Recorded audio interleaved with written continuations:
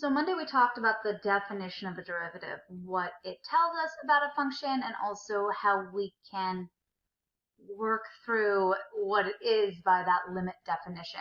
So let's just break down what we learned and what we had on that quiz in class on Monday. All right, first, what is a derivative? So we had a bunch of different ways that we defined this in class, including this idea of the instantaneous rate of change at a particular point of our graph, or the slope of the line that was tangent to our curve at that particular point. So we did a lot of work estimating derivatives looking at our graph at a particular point. So looking at a point on our graph and then trying to say, well, what do we think is happening with the slope at that point that's tangent to that line? That's a pretty bad tangent line. Let's do a better job there. Which changes depending on where we are on our graph. And so we did this little estimation quite a bit, right?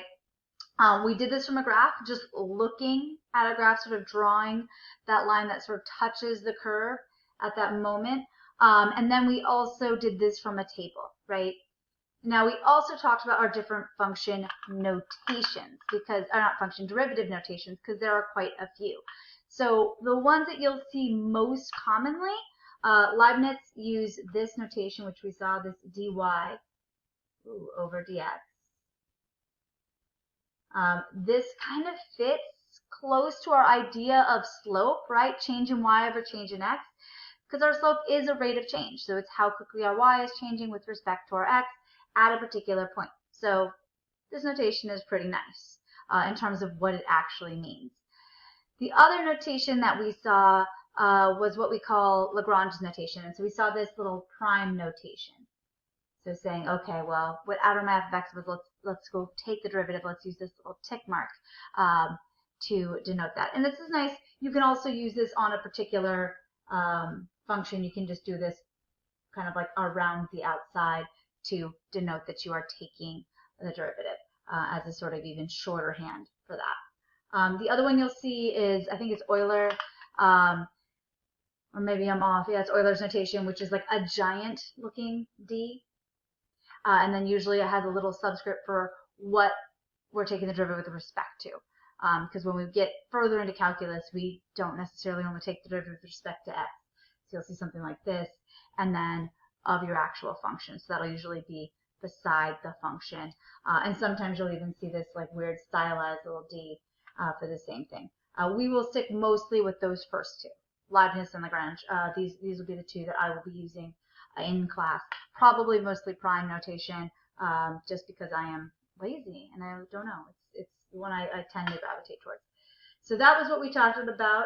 We also did our limit notation, limit definition of the derivative. So we had two different ways to define this derivative. One was looking at starting at some point C. Let's call this red one here, C comma f of c. And, oops, that's not a c. Having some other point, I'll just use the blue one for now, x comma f of x.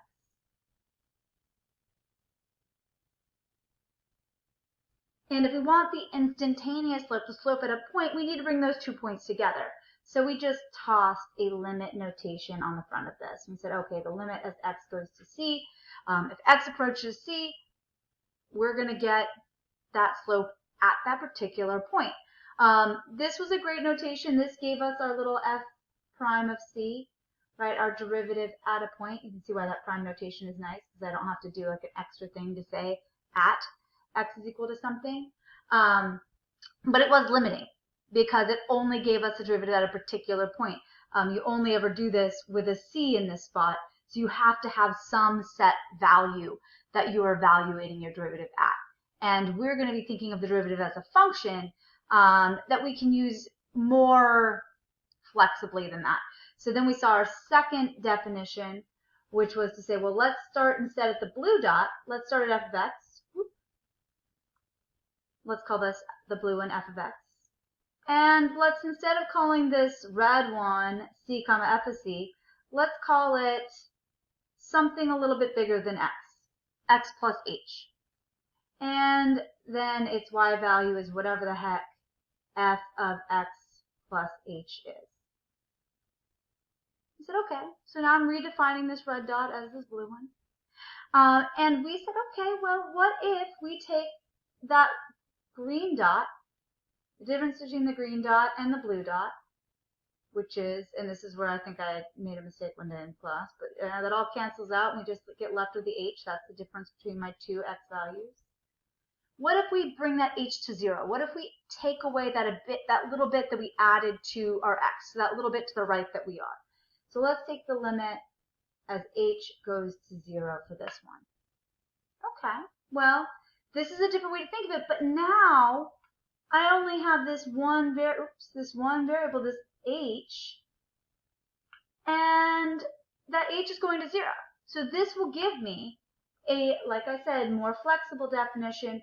We have our f prime of any x. So I could use this to find a particular derivative at a point, or I can just have this entire function that will tell me every derivative at any point that I would like for my function. So we'll go ahead and I'll do a couple of examples of what we had to do with that limit notation in class. But this was the overview of what we talked about on Monday.